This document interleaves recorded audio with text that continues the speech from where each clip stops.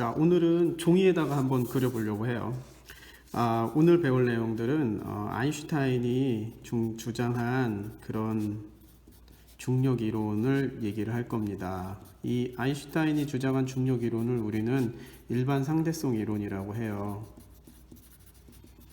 우리는 지난 2학년 때 특수상대성 이론에 대해서 배웠죠. 근데 이번에는 일반상대성 이론에서 배웁니다.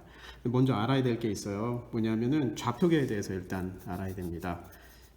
좌표계. 자, 그런 거를 설명하기 위해서 여기다가 선생님이 버스 하나를 그릴게요. 버스. 여기 바퀴가 이렇게 있고 라이트가 이렇게 있는. 이쪽 방향으로 이렇게 이동하는 거예요. 뭐 예를 들면 가속 운동, 그러니까 점점 빨라지는 그런 상황을 생각해 볼게요. 사람이 여기 서 있습니다. 그리고 여기에 이 상황을 관찰하는 CCTV 같은 거에 있다고 생각을 해 볼게요. 얘가 갑자기 출발하면 얘는 뒤로 쏠리겠죠. 그렇죠. 쏠리는 그런 상황을 관찰하고 본다고 합시다. 얘를 CCTV를 이렇게 해가지고 모니터에다 이렇게 연결해서 멀리 떨어진 사람이 이렇게 관찰하고 있는데, 이건 누가 관찰하냐면 A가 CCTV에서 뭐 얘가 이렇게 쏠리고 있는 거를 뒤로 관찰한다고 합시다. 그리고 B라는 사람은 어떻게 관찰하면 직접 보는 거예요. 직접 뭐 유리창 너머로 A의 운동, 쏠리는 사람의 운동을 본다고 생각을 해봅시다. 그럼 A는 어떻게 느끼냐면 뒤로 가네 이렇게 느끼고, B 같은 경우에는 뒤로 가는데 버스가 출발하니까 뒤로 가네 이렇게 느낍니다. 그 원리를 설명하는데 A 같은 경우에는 왜 뒤로 쏠리지? 누가 밀었나 이렇게 생각하게 되고, B 같은 경우에는 버스가 앞으로 가는 게 보이기 때문에 B 같은 경우에는 관성 때문에 그러네, 관성 때문에 네가 쓰러진 거야 이렇게 생각을 합니다. A 같은 경우에는 어떤 상황이냐면은 요 안에 탄 상황이죠. 요 안에 타서 관찰을 해보는데 배경들도 아무것도 안 움직이고 그러는데 몸만 뒤로 쏠리는 거죠. 몸만 뒤로 쏠리니까 얘는 누가 밀었나? 라고 생각하게 되고, 다시 말하면 힘이 작용하네, 아무것도 없는데 힘이 작용하네 라고 생각을 하는 거고, B 같은 경우에는 밖에서 버스가 움직이는 것을 보았기 때문에 B 같은 경우에는 관성 때문에 그러는 거야 이렇게 생각하는 거죠. 그래서 A와 B는 관찰한 모습이 같지만 설명하는 방식은 달라요. A 같은 경우에는 버스와 같은 좌표계에 있죠. 버스와 같은 좌표계에 있으니까 이거를 가속 운동하는 좌표계죠. 그래서 이거를 가속 좌표계라고 하고, B는 정지한 좌표계죠. 그래서 얘를 관성 좌표계라고 합니다. 이렇게. 그래서 A와 B의 좌표계가 달라요. 자, 그러면 이때 나타나는 이 힘 있죠. 얘가 도대체, 얘는 A가 관찰했을 때는 주변의 환경은 전혀 변환이 없는데 힘이 작용하는 거예요. 이 힘을 우리는 무엇이라고 하냐면 관성 때문에 생기는 힘이죠, 사실. 그래서 이 힘을 관성력이라고 해요. 다시 말하면 가속 좌표계에서 관성 때문에 생기는 힘인데, 이건 실제 힘이에요, 아니에요? 실제 힘이 아니죠. 그러니까 얘는 관성력이라고 하는 것은 사실 가상적인 힘이에요. 이런 건 실제 존재하는 힘이 아니죠. 가상적인 힘이라고 합니다. 그럼 우리가 좀 더 이 관성력에 대해서 좀 알아보도록 할게요. 예를 들어서 이런 거 한번 생각해 볼게요. 버스 말고 엘리베이터를 한번 생각해 볼게요. 엘리베이터 이렇게 엘리베이터가 있다고 칩시다. 이 엘리베이터는 위쪽 방향으로 이렇게 가속, 뭐 예를 들면 출발할 때 엘리베이터가 위로 출발할 때 가속하죠. 엘리베이터 안에 여기 사람이 이렇게 타 있다고 생각을 해 봅시다. 그러면은 엘리베이터 출발할 때 아래쪽 방향으로 이렇게 발이 눌리는 기분을 받게 되죠. 그 발이 눌리는 기분, 그 가속도는 A 아래 방향으로 받게 돼요. 그리고 이때 느끼는 분명히 힘이 있을 거예요. 얘가 중력의 질량이 M이라면 이쪽 아래로 느끼는 힘은 MA가 되고, 이 힘이 관성력이 되는 거죠. 그렇죠? 이 관성력은 그래서 어떻게 볼 수 있냐면은 실제 물체, 그러니까 좌표가 움직이는 가속도와 반대 방향, 즉 가속도와 반대 방향, 가속도와 반대 방향으로 작용하게 됩니다. 하나 더 예를 들어 볼게요. 원운동하는 어떤 물체가 있다고 칩시다. 회전운동이니까 버스가 뭐 이렇게 간다고 치죠. 여기 버스가 간다고 치죠. 여기 이제 사람이 이렇게 타면 분명히 이쪽 방향으로 이렇게 쏠리게 될 거예요. 버스가 빠른 속도로 코너를 돌 때, 이럴 때 원의 중심 방향과 반대 방향으로 쏠리게 되죠. 우린 이런 걸 뭐라고 하냐면 원심력 때문에 바깥쪽 방향으로 쏠려라고 해서 원심력이라고 얘기를 하는데, 실제로 원심력이라고 하는 것은 뭐냐면 관성력이에요. 관성 때문에 작용하는 거죠. 이 안에 CCTV가 있다면 CCTV를 보면은 버스는 그냥 가만히 있는 것처럼 보이는데 몸만 이쪽 방향으로 쏠리게 되죠. 그죠? 이거를 관성력이 되는 거죠. 요거는 가속 좌표가 되는 거고, 이때 가속도의 방향은 원의 중심 방향으로 작용하는 구심 가속도니까 이렇게 되는 거죠. 그리고 이쪽 방향의 힘은 관성력인 원심력인 관성력이 되는 거죠. 그래서 이쪽 방향에 이렇게 힘 F 그리고 A, 이때 작용하는 관성력은 구심 가속도의 반대 방향이 되는 거죠. 아인슈타인은 이쯤에서 굉장히 흥미로운 그런 하나의 가정을 세웁니다. 예를 들어서 이런 거 한번 생각해 볼게요. 아인슈타인은 사실 엘리베이터를 되게 좋아했다고 그래요. 그래서 집에 엘리베이터도 설치하고 그러는데, 작년에 우리가 아인슈타인과 에딩턴이라는 영화를 보면 엘리베이터가 등장하잖아요. 그런 것처럼 당시에는 엘리베이터가 있는 건물이 그렇게 흔치는 않았는데, 아인슈타인은 엘리베이터를 되게 좋아해서 노년에도 미국에 살 때도 집에 엘리베이터를 놨다고 그래요. 부자였겠지. 어쨌든 우리가 아인슈타인이 엘리베이터 얘기를 많이 듣는데, 자 여기 이제 엘리베이터 안에 사람이 이렇게 있다고 칩시다. 사람이 이렇게 있는데 뭐 지구에 이렇게 있어요. 지구에 엘리베이터 안에 사람이 이렇게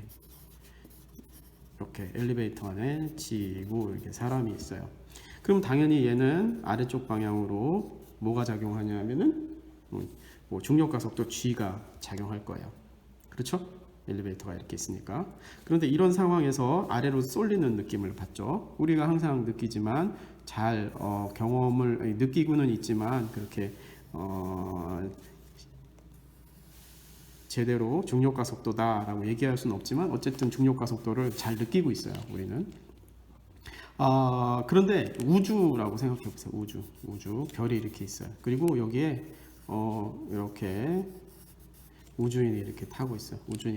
그런데 이 우주에 있는 엘리베이터처럼 생긴 이 우주선이 이렇게 생긴 우주선이 이렇게 생긴 우주선이 이쪽 방향으로 G만큼의 가속도로 슝 하고 달리는 거예요. 이쪽 방향으로. 그럼 이 우주선 자체가 이쪽 방향으로 달리고 있으니까 얘는 반대 방향의 관성력을 받겠죠. 반대 방향의 관성력 얼마나 받냐면은 똑같이 G로 받을 거예요. 만약에 여기에 창문이 없고 꽉 닫혀진 공간이고 여기도 창문이 없고 꽉 닫혀진 공간이라면 이 안에 탄 사람은 아래 방향으로 쏠리는 이 힘이 중력인지 아니면 엘리베이터 자체가 위로 올라가는 관성력인지 이걸 구분할 수 있을까요? 실제로 아인슈타인은 구분할 수 없다라고 얘기를 해요. 구분할 수 없다. 그래서 실제로 지구에 존재하는 중력이 존재하는 거냐, 지구 자체가 위로 슝 하고 올라가는 게 아닌가라는 상상도 할 수 있어요. 하지만 뭐 지구 자체가 뭐 둥그렇기 때문에 지구 자체가 위로 올라가거나 커진다 이런 거는 생각하기가 힘들지만 어쨌든 우주 공간에서 우리가 우주선이 앞에 그 위 방향으로 중력 가속도와 똑같은 크기의 G로 작용했을 때 우주선에 탄 사람은 아래 방향으로 관성력인 mg가 작용한다는 것은 이해할 수 있겠죠. 그리고 창문이 없다면 이 두 힘이 진짜 어떤 게 중력이고 어떤 게 관성력인지 구분할 수 없다라는 거죠. 그죠? 그래서 아인슈타인이 이렇게 얘기했어요. 중력인지 관성력인지 구분할 수 없다. 그래서 이거를 뭐라고 그러냐면 같은 가치를 가지고 있다. 등가. 등가 원리, 아인슈타인의 등가 원리라고 얘기를 해요. 그러니까 중력과 관성력을 구분할 수 없다라고 하는 게 기본적인 내용이죠. 그래서 자연스럽게 어떤 논쟁으로도 벌리냐면 질량을 가지고도 논쟁을 벌이게 돼요. 예를 들어서 이렇게 지구가 있다고 칩시다. 지구가 이렇게 지구가 있는데 여기 어떤 물체가 있어요. 질량이 m인 물체가 있어요. 여기에 작용하는 중력은 얼마냐면은 여기다가 표현하면 여기 작용하는 중력은 mg가 되죠. 그렇죠? 그런데 이게 어떤 물체의 질량이 이렇게 있는데 여기에 중력 가속도 g로 이렇게 위쪽 방향으로 우주에서 이렇게 가속되고 있다고 칩시다. 그럼 여기에 작용하는 관성력도 역시 mg가 되겠죠. 그럼 여기에서 m은 중력이 있으니까 중력 질량이다 이렇게 얘기를 하고, 얘는 관성 때문에 나오는 거니까 관성 질량이다 이렇게 얘기를 해요. 그러면은 중력 질량이랑 관성 질량이랑 같을까? 여태까지 사람들이 수많은 관찰을 하고 실험을 여러 번 해봤는데 중력 질량과 관성 질량은 완전하게 같아요. 그렇기 때문에 가속도가 같다면 사실 중력인지 관성력인지 구분할 수가 없다라는 거죠. 과학자들은 중력 질량과 관성 질량을 이렇게 구분을 해요. 이렇게 만류력 법칙에 등장하는 얘는 뭘까요? 중력 질량이 되겠고, 그다음 F는 MA 이런 식으로 쓸 때 이 질량은 관성 질량이다. 그런데 결국에는 두 질량은 완벽하게 같은 값을 가지게 된다는 거죠. 결국 등가 원리의 핵심 조건은 사실 관성 질량과 중력 질량이 같다라는 것도 설명할 수 있다는 거죠. 상황이 이쯤 되면 어떤 생각을 하게 되냐면 진짜 중력은 존재하는 건가? 이런 생각을 하게 됩니다. 그래서 중력이 존재하냐? 과연 중력이 존재하냐? 중력이 존재는 하는 거냐? 존재? 그러니까 중력이 있냐?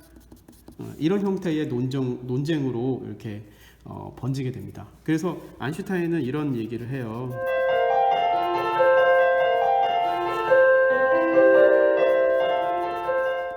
자, 중력은 없다. 중력은 없고, 중력이라고 하는 것은 시공간이 구부러진 것이다.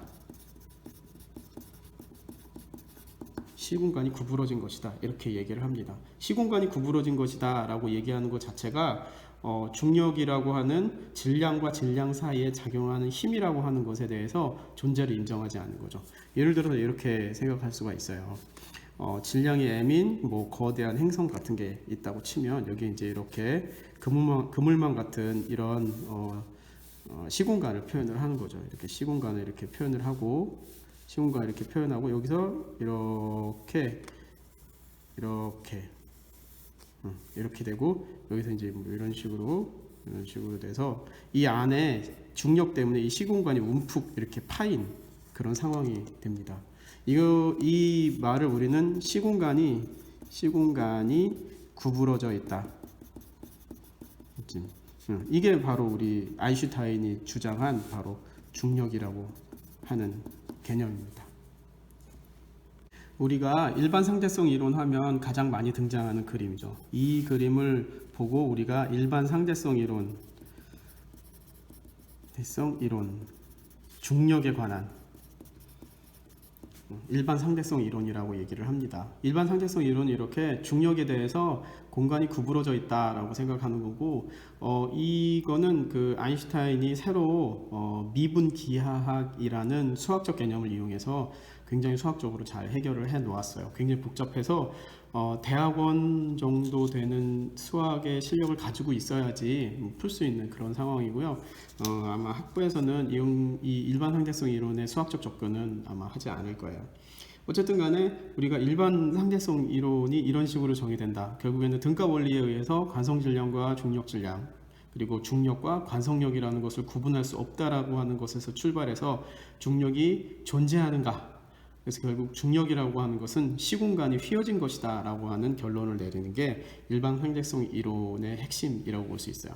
그러면 이제 이게 맞는가? 그런 거에 대한 그 논의가 있을 수밖에 없겠죠. 그거에 대한 논의는 예전에 비디오에서도 영화에서도 봤는데 그 수성의 세차 운동에 대한 얘기를 할 수가 있어요.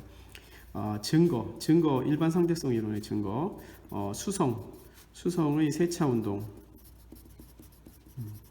수성이 말이죠. 태양이 이렇게 선 이렇게 있으면 수성이 되게 가까이 있잖아요. 근데 얘가 이렇게 똑같이 원을 도는 게 아니라 살짝 이렇게 약간 이렇게 돌아요. 이렇게 이런 식으로 돌아요. 이런 식으로 돌아요. 이런 거를 우리는 세차 운동이라고 하는데, 이 세차 운동이 태양이 가까이 있으니까 태양의 중력에 의한 영향이 되게 크겠죠. 그러니까 이 궤도가 점점 바뀌는데, 뉴턴이 주장한 운동으로는 예측하는 게 틀렸어요. 그러니까 아인슈타인이 주장한 운동으로 계산을 해보니까 딱 예정된 대로 그 위치에 있더라. 그래서 일반 상대성 이론으로 수성의 세차 운동이 해결이 됐죠. 두 번째는 빛이 휜다는 거예요. 원래 빛은 질량이 없죠. 빛은 질량이 0이에요. 질량이 0. 그렇기 때문에 질량을 가지고 있다면 그 만류인력 법칙으로 집어넣으면 질량이 없으니까 만류인력 법칙이 0이죠. 그러니까 빛이 진행 방향에 따라서 휘어질 이유가 없어요. 그런데 일반 상대성 이론으로 풀면 빛도 역시 휘어진 공간을 지나간다면 휘어지게 돼요. 시공간이 휘어진다면 빛도 그 공간을 지나갈 때 휘어지게 되죠. 그래서 예전에 에딩턴하고 같이 실험을 한 게 나오죠. 그래서 지구가 이렇게 있으면 여기 이렇게 아주 무거운 그 질량을 가진 행성, 그 천체들 있죠. 여기는 이제 뭐 태양도 되고 아니면 퀘이사 같은 것도 해도 되는데, 보통 이제 에딩턴은 퀘이사를 가지고 태양을 가지고 했지만 후세에 많은 사람들은 퀘이사라고 하는 아주 무거운 천체를 가지고 실험을 했어요.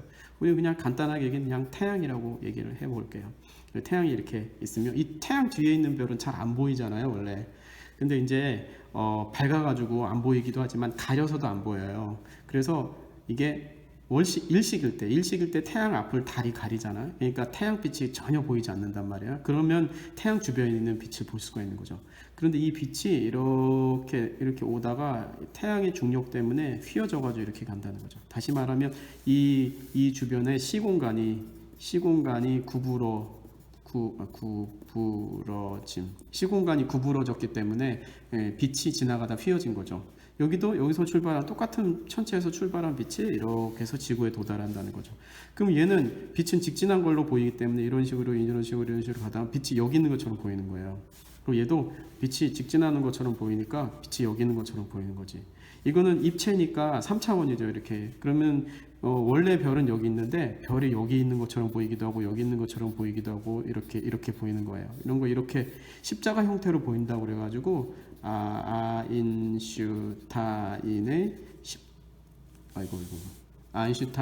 십자가다. 이렇게 해서 아인슈타인의 십자가다 이렇게 얘기를 합니다. 빛이 휘어진다라고 하는 얘기 자체가 벌써 일반 상대성 이론에 대한 증거가 되는데, 이것에 대한 증거로 빛이 휘어진다고 하는 것에 대한 증거로 태양과 같이 또는 퀘이사와 같이 질량이 큰 천체 주변에서 별을 관찰할 수 있는 것, 바로 뒤에 있는 별이 이렇게 구부러져서 지구로 들어오는데 그거를 관찰할 수 있는 것, 이런 것들에 대한 증거도 될 수 있다는 얘기죠. 그러면은 빛이 휘어진 거라는 거에 대해서 좀 더 자세한 내용들이 있어요. 그 내용들을 한번 알아보도록 할게요. 예를 들면 이런 거 한번 생각해 보겠습니다. 여기다가 적도록 하죠. 여기 이렇게 엘리베이터, 역시 엘리베이터가 있고 이게 사람이 이렇게 있습니다. 사람이 이렇게 있어요. 그리고 여기 구멍이 뚫려, 아주 작은 구멍이 뚫려 있어서 여기 이제 빛을 비췄어요. 그럼 빛은 어떻게 가냐면 얘가 정지에 있다면 빛은 쭉 이렇게 갈 거예요. 그래서 여기서 이렇게 빛을 비칠 거예요. 이 레이저 포인터 같은 거라고 생각해 봐도 되겠어요. 자, 그러면 얘가 움직인다면, 엘리베이터가 움직인다면 어떻게 되겠는가, 그런 거에 대해서 상상해 볼 수가 있죠. 움직인다면, 만약에 엘리베이터가 움직인다면 어떻게 될까? 그러면 이런 거를 한번 생각해 볼 수가 있습니다. 만약에 여기에 이제 한 요점으로 할까요? 요점으로 한번 해보겠습니다. 엘리베이터를 하나 그릴게요. 엘리베이터를 이렇게, 그리고 여긴 또 이렇게 여기 위로 가 있는 엘리베이터, 여기는 또 이렇게 가 있는 엘리베이터를 그리도록 하겠습니다. 얘가 이렇게 위쪽으로 점점 움직이는데 뭐 예를 들면 가속도 A 형태로 위로 움직이고 있어요. 그리고 여기 구멍이 뚫려 있어요. 이렇게 같은 엘리베이터예요. 사람이 여기 있겠죠? 또 여기 사람이 있겠죠? 여기도 사람이 있습니다. 엘리베이터가 위로 엄청나게 빠른 가속도로 움직인다고 우리가 생각을 해봅시다. 그러면 여기서 이제 우리가 빛을 비춰줬어요. 얘가 이렇게 움직이는 거니까 빛을 비춰줬어요. 빛을 비췄을 때 얘는 여기 이렇게 있고, 그 다음에는 빛이 좀 더 갔을 테니까 여기 있을 거고, 그 다음에 빛이 여기다 붙입시다. 좀 더 갔을 테니까 여기 있을 거예요. 빛은 직진하니까, 이렇게 빛은 직진하니까 빛은 직진하고 엘리베이터는 위로 가속되니까 얘는 여기 있을 거고, 얘는 여기 있을 거고, 그 다음 시간 여기 있을 거예요. 그렇죠? 그럼 이거를 얘가 정지한 상태에 있는 관찰자가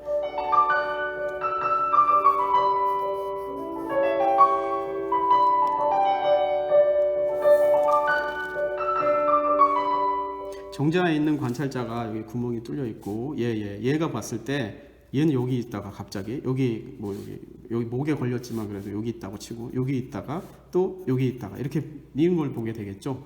그러면은 전체적으로 얘가 관찰한 것은 빛이 이렇게 떨어지는 것으로 보이게 된다는 거죠. 그럼 얘는 뭘 느끼냐면 빛이 휘네 이런 식으로 느낀다는 거죠. 빛이 휘네. 그런데 얘는 지금 이쪽 방향으로 얘를 A라는 가속도로 가속하고 있잖아요. 그러니까 얘는 어떻게 느끼는 거냐면 얘가 이쪽 방향으로 A라는 가속도, 관성력에 의해서 가속도를 받는다는 것을 알고 있잖아요. 그럼 얘는 어떻게 생각하냐면 중력에 의해서 빛이 휘는구나 이렇게 얘기할 수 있겠죠.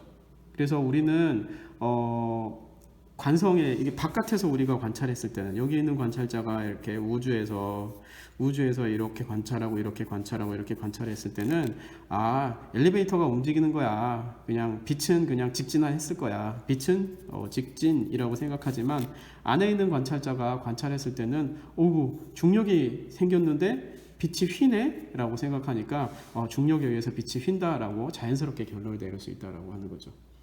이런 것들이 바로 우리가 생각하는 일반 상대성 이론의 증거가 돼요. 빛이 휜다. 빛이 휜다라고 하는 증거가 되죠. 마지막으로 하나의 증거가 또 있는데요. 뭐냐면은 마지막은 아니죠. GPS도 역시 그런 원리가 되죠. GPS는 지구가 이렇게 있다면 여기에 이제 위성이 이렇게 인공위성이 이렇게 있잖아요. 그죠? 인공위성이 이렇게 져가지고 전파를 이렇게 쏴줘가지고 여기 예를 들어서 12시 땡땡이라는 시간 정보를 담은 전파를 이렇게 쏴주면 여기 도착했을 때 예를 들어서 1초가 지나면 12시 0분 01초 이런 식으로 되겠죠. 이런 식으로 시간에 대한 정보를 가지고 있어서 그 시간 차이로 이 거리를 산출하는 거죠. 그런데 얘가 엄청 빠른 속도로 움직인단 말이에요. 그렇기 때문에 시간이 빨리 지나가면 속력이 빨라지면 시간이 느려지잖아요. 그런 특수상대성 이론도 우리가 적용이 되고, 또 하나는 뭐냐면 지구 표면에 있을 때보다 얘는 되게 멀리 있잖아요. 수천 킬로미터까지 있을 수 있거든요. 그러니까 이렇게 GPS 위성이 멀리 있으면 중력이 약해지죠. 그럼 중력이 약해지면 우리는 시간이 또 좀 느리게 가요. 그래서 중력에 의한 시간 지연 효과 이런 것까지 고려해서 만들었다는 거죠. 이게 GPS를 적용한 원리인데 이 적용하다 보니까 물체의 위치를 아주 정확하게 알 수 있었다. 그렇다는 얘기는 일반 상대성 이론이 맞다라고 하는 또 증거가 될 수 있겠죠. 마지막으로 뭐가 있냐면 중력파라고 하는 게 있습니다. 이거는 뭐냐면은 2015년에 미국에 있는 아리조나에 있는 사막에서 LIGO라고 하는 거대한 실험 장치가 있었어요. 어떻게 생겼냐면 여기 이제 검출하는 그 건물이 있고 저기 엄청 이게 몇 킬로더라? 한 12km 정도 된다고 그런 것 같아요. 20km 되나? 여기서 레이저로 뿅 하고 쏘는 거예요. 그리고 여기서 수직으로 정확하게 수직으로 레이저로 뿅 하고 쏘는 거지. 그래서 여기 뭔가 조금이라도 흔들리면 이 뭐 지진이 일어나거나 당연히 흔들리면 여기서 이제 흔들림을 체크할 수 있고, 여기서 오는 것도 정확하게 조금이라도 흔들리면 체크를 할 수가 있어요. 그런데 이게 거의 지진이나 뭐 주변에 있는 발파하는 그런 신호라든지 이런 것들에 의해서 영향을 받지 않도록 정말 정밀하게 설계가 돼 있어. 엄청 정밀하게. 그런 상황이 이제 라이고인데 2015년 9월에 근처는 아니지. 몇백 광년 떨어진 그런 곳에서 블랙홀이 두 초신성이 폭발했나? 하여튼 그런 어떤 중력적인 변화가 있었어요. 갑자기 뻥 하면서. 그럼 중력적인 변화가 있으면 이 중력파들이 이렇게 올 거란 말이에요. 이 중력파들이 결국엔 얘도 흔들리죠. 예를 들어서 얘가 중력파가 있다면 위아래로 중력이 작용한다면 이렇게 흔들릴 거 아니에요. 근데 이 중력파 같은 경우에는 어떤 방향으로 이렇게 흔들린지는 모르겠지만 어쨌든 이거하고 이거 두 개 다 영향을 동시에 받았다는 거죠.